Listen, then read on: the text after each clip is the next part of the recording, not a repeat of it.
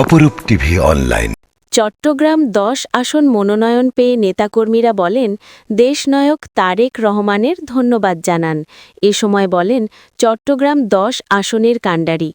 এ সময় নেতাকর্মীরা মিষ্টি বিতরণ করেন। আমাদের নেতা আল নোমান দুর্জয় ওনাকে আমাদের পক্ষ থেকে লাল গোলাপের শুভেচ্ছা।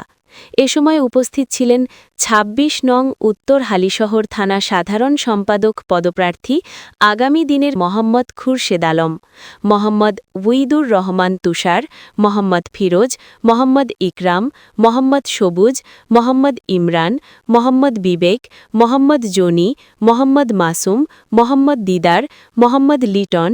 আরও উপস্থিত ছিলেন ফইল্লা তলি বাজার কিচেন মার্কেটের নেতৃবৃন্দরা।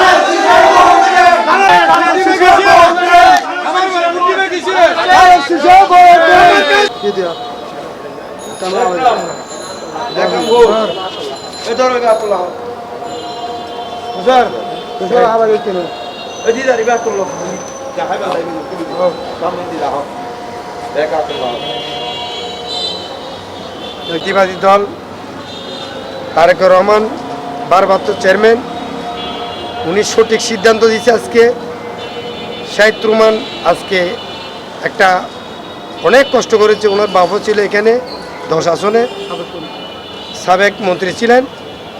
ওনার সুযোগ্যপত্র আজকে এই ১০ আসনে জনগণ যে গণতান্ত্রিক ওনার জন্য যে জোয়ারটা আছে, সে জোয়ারে যেন সবাই আনন্দিত।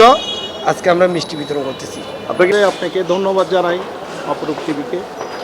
আমাদের বাংলার জাতীয়বাদী দলের ভারপ্রাপ্ত চেয়ারম্যান মহোদয় জনাব তারেক রহমান সাহেব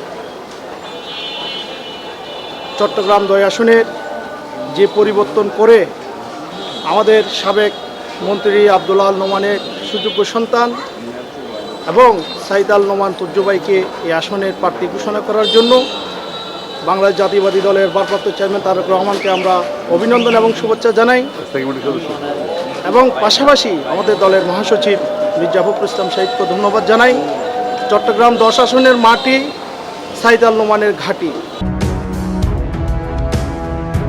অপরূপ টিভি অনলাইন।